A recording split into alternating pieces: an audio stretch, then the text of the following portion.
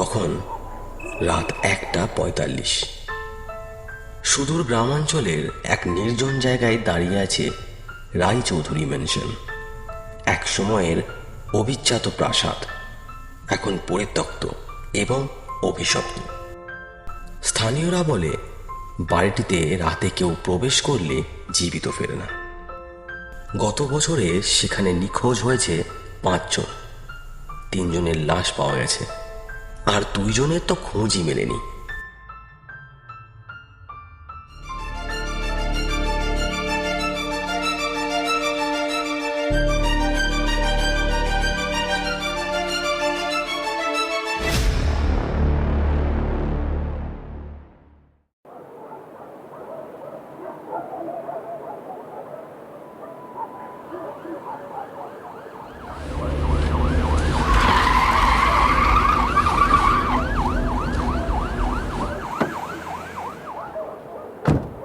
আজ তদন্তে এসেছে ইন্সপেক্টর চন্দ্রকান্ত।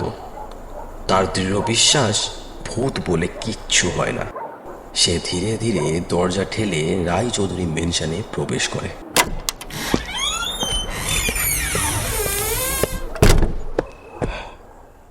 আজ সত্যিটা বের করতেই হবে। সে তার টর্চ লাইট চালালো, আর আলোটা ঘরের ভেতরে পড়তেই একটা ছায়া এক মুহূর্তের জন্য চোখের সামনে দিয়ে চলে গেল।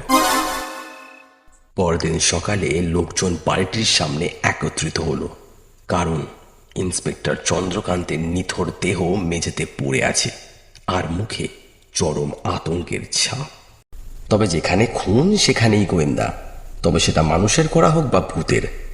এবার গল্পে তদন্তে নামতে আসছেন গোয়েন্দা অমিতেশ রায় আর তার সঙ্গী অর্জুন। আচ্ছা অমিতেশ, এটা কি সত্যি অশরীরীর কাজ? মানে যেভাবে গ্রামবাসীরা বলছে, এটা কি সত্যি ভূত হতে পারে? ভূতের গল্প বানানো সহজ অর্জুন, কিন্তু ভূতের ছায়ার আড়ালে যদি কোনো মানুষের হাত লুকিয়ে থাকে, সেটাই আমাদের খুঁজে বের করতে হবে।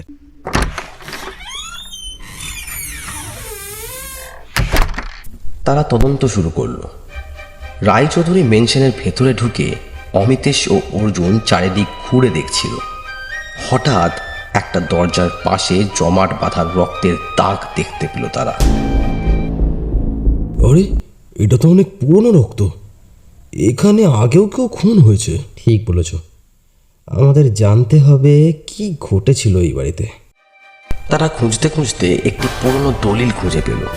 তাতে লেখা ছিল, বছর 20 আগে এই বাড়ির মালিক রামপ্রসাদ রায়চৌধুরী এক রহস্যজনক অগ্নিকাণ্ডে মারা যান, আর সেই রাত থেকেই লোকেরা বলে তার আত্মা নাকি এই বাড়ির আশেপাশে ঘুরে বেড়ায়।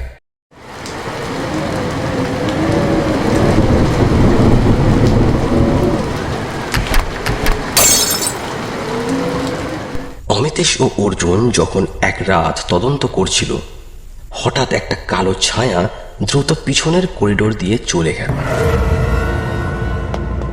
কে কে ওখানে? থামো। কিন্তু কেউই উত্তর দিল না। হঠাৎ একটা কুকুরের চিৎকার শোনা গেল, তারপর সব নিস্তব্ধ। তারা ছুটে গিয়ে দেখতে পেল মেঝেতে পড়ে আছে আরো একটা লাশ। এবার অমিতেশের মধ্যে আর কোনো সন্দেহ রইল না। সে বুঝতে পারল এটি নিছক ভৌতিক ঘটনা নয়, এখানে রক্ত মানুষের কেউ আড়ালে আছে। কিছুদিন এইভাবে তদন্তের পর অমিতেশ একদিন সন্ধ্যায় একটি গুরুত্বপূর্ণ সূত্র পেল। একটি অর্ধচলা চিঠি, যেখানে লেখা ছিল, রাত 12টার পর এসো, ঘুমের ছায়ার নিচে তোমার জন্য অপেক্ষা করব। এটাই ছিল আসল রহস্যের চাবিকাঠি। রাত তখন 11:55। অমিতেশ আর অর্জুন নির্দিষ্ট জায়গায় অপেক্ষা করছিল।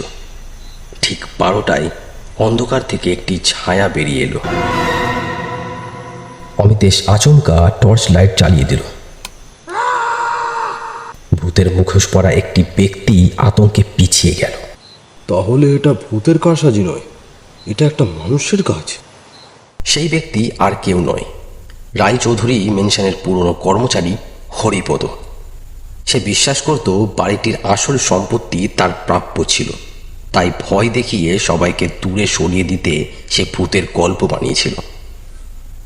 যারা রহস্যের কাছাকাছি পৌঁছে গিয়েছিল তাদের সে নির্মমভাবে হত্যা করেছিল। তারপর অমিতেশ পুলিশের হাতে হরিপদকে গ্রেফতার করালো। পরের দিন সকালে গ্রামের সবাই থানার সামনে একত্রিত হলো। অমিতেশ সবিস্তারে সবাইকে পুরো ঘটনাটা বুঝিয়ে বলল। ভূতের ভয় মানুষের মন তৈরি করে, কিন্তু তার আড়ালে অনেক সময় লুকিয়ে থাকে এক নির্মম খুনি। প্রথমে সবাই মনে করেছিল রায়চৌধুরী মেনশন সত্যিই অভিশপ্ত, কিন্তু আসলে হরিপদ তার ভয়ঙ্কর খেলার জন্য ভূতের গল্প বানিয়েছিল। সে বুঝেছিল ভয় দেখিয়ে সবাইকে সরিয়ে দিতে পারলে সে নির্বিঘ্নে তার কুকীর্তি চালাতে পারবে, কিন্তু প্রতিটা অপরাধেরই তো একটা শেষ থাকে। আজ সেই দিনেরই সমাপ্তি হলো। গ্রামের মানুষেরা হাঁপ ছেড়ে বাঁচল। রায়চৌধুরী মেনশনের অভিশাপও শেষ হয়ে গেল। তবে মানুষের লোভ যে কতটা ভয়ঙ্কর হতে পারে তার সাক্ষী হয়ে রইল এই বাড়ির দেওয়াল। রাতবি ছায়া লম্বা, সত্যটা ঢেকে ধোয় আসা গম্ভীর।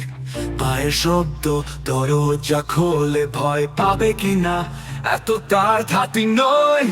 চোখের সামনে রহস্য ঘনালো, মিথ্যে ছায়া অন্ধকার জড়ালো। ভূতে ছলো না রক্তের দ্বার, আমি দেশ এলো এবার খুলবে ফাঁদ। দেশ রায় পথের আলো, ভয়কে ঠেলে এসে যায় সত্যটাকে। অন্ধকার যত গাঢ় হয়ে যায়, সে ততই কাছে চলে আসে। একটি চিঠি আগুনে ছোঁয়া, লুকিয়ে রাখা কবি শব্দ তোয়া। কে দাঁড়িয়ে ছায়া তলে, ভয় পাবে কিনা সে কখনো নয়।